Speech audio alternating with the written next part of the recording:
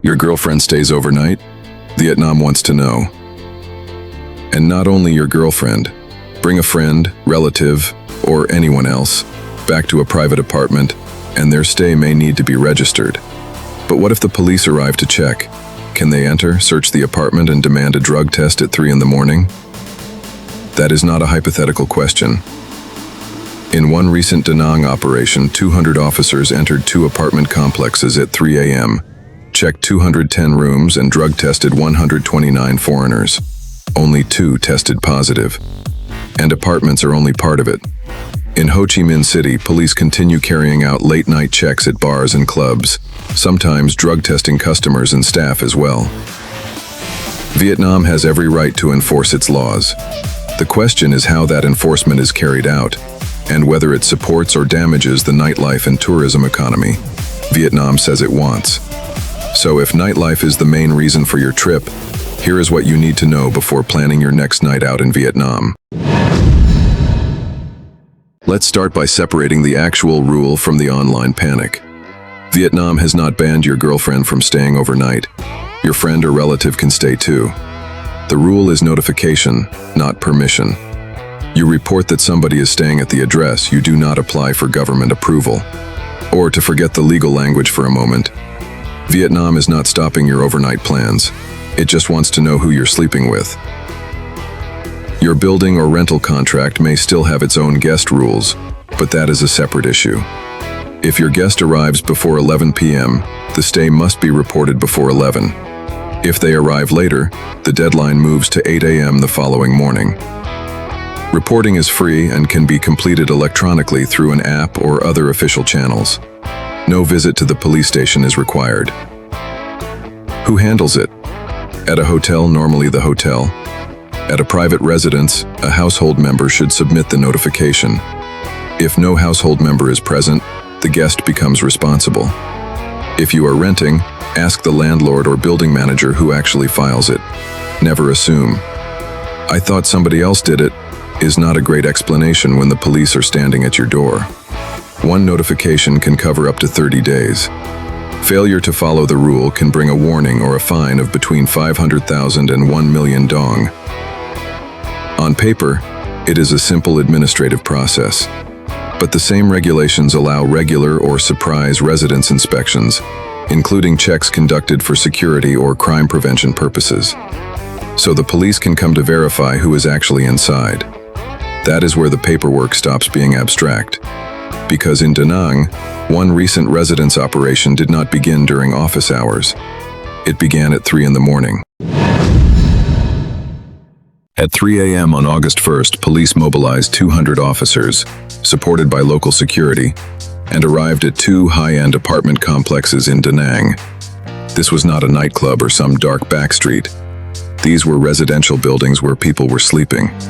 Police checked 210 rooms containing 357 foreign residents. They selected 129 people for rapid drug tests. 2 tests came back positive, one for ketamine and one for cannabis. 200 officers, 2 positive rapid tests. That is approximately 1 positive result for every 100 officers deployed. Those 2 positives became the headline result. And what came next? A promise to tighten residence management and carry out more surprise inspections. Apparently, this was considered a productive night. I am not defending drug use. It is illegal in Vietnam, but the scale and method of enforcement still matter. If this was a carefully targeted operation, the public report forgot to explain what the target was. It does not say why those particular 129 people were tested, or whether the selection was based on specific intelligence. So I will not call the testing random. Maybe police had a good reason. Maybe they were simply casting a very wide net. The published information does not tell us.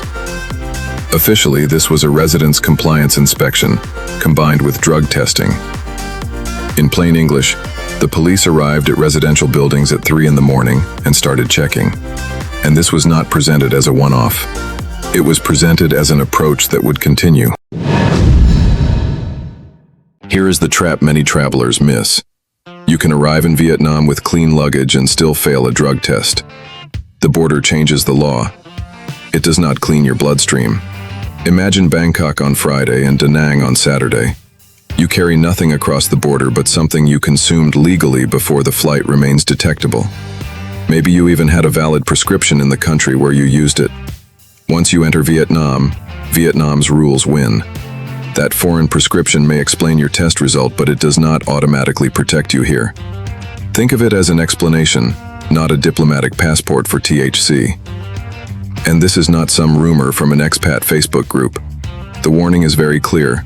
A positive test in Vietnam may lead to criminal charges, even if the substance was consumed before you entered the country. The practical lesson is simple.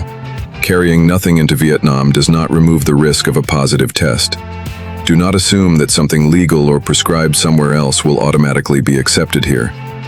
And a 3 a.m. apartment check is not the only way that test can end up in front of you.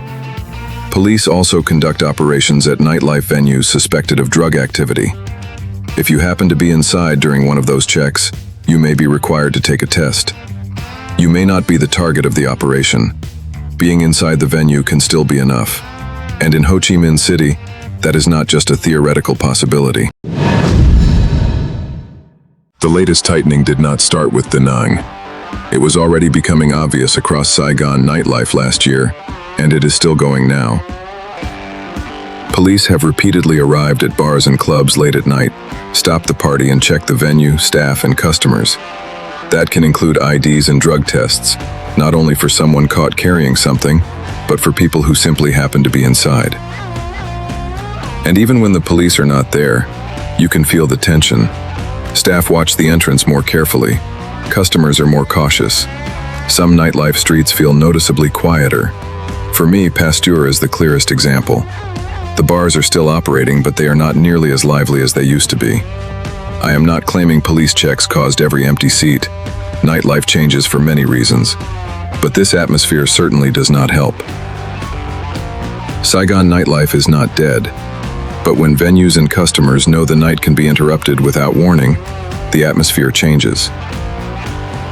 I am not going to pretend to give you a legal ruling. The public reports do not explain everything that happened during these operations.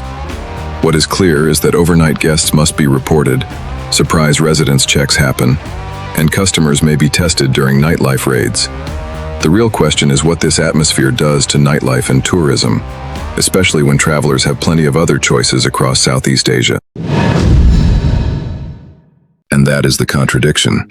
Da Nang has built a reputation as an affordable, comfortable beach city for people like us. Foreigners looking to stay longer than a weekend. We rent apartments, eat locally, and spend money every day. Exactly the kind of visitors the city should want. Then local authorities present a 3 a.m. operation involving 200 officers as a success and say similar checks will continue. 2 positive tests may be the official result, but the wider message travels much further. Saigon is now discussing turning its nighttime economy into a new engine of growth.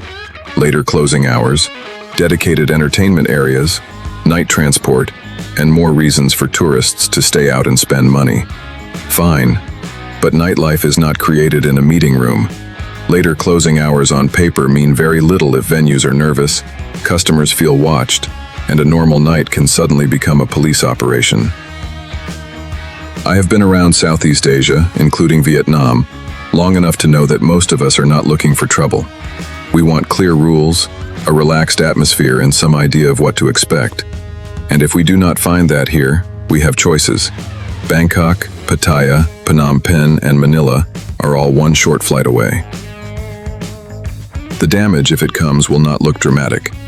We do not announce it or complain to the tourism authorities. We simply shorten the trip, choose another base, or stop coming as often. Vietnam may not be killing its nightlife overnight, but it could be shooting itself in the foot, one mixed message at a time. So where do I land? Every country has the right to set and enforce its own rules. My concern is not the rules themselves, but how enforcement is carried out, and what message that sends to visitors. As a traveler and nightlife lover, that message feels confused. Come, stay longer and help grow the nighttime economy, but also be ready for a knock at 3 a.m. Is Vietnam still worth visiting purely for nightlife? There is still plenty to enjoy. But if nightlife is your only reason for coming, Vietnam is becoming harder to recommend over some of its neighbors. I am not disappearing.